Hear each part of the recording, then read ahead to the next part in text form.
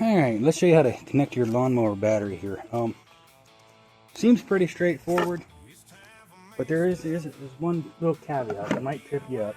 Anyway, this just lifts up, right? All that does. Make sure you clean that out of this stuff in there. Now, there's room to put the battery on the left side, and then it's a place for a fully charged battery on the right.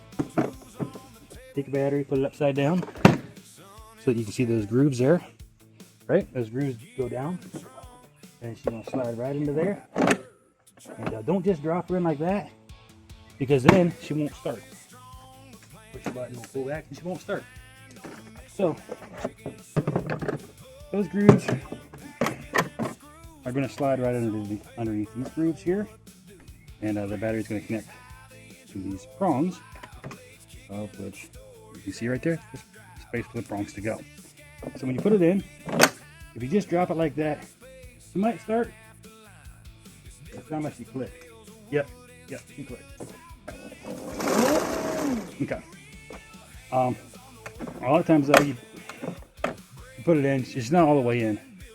So just make sure you slam her down in good. That way she's fully connected.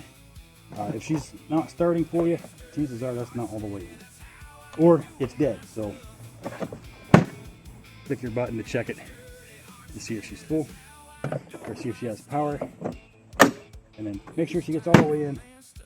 That's the main thing. I've had it happen twice where she has not been all the way in, and she didn't start. I felt pretty dumb, but that's okay. I should feel that way once in a while.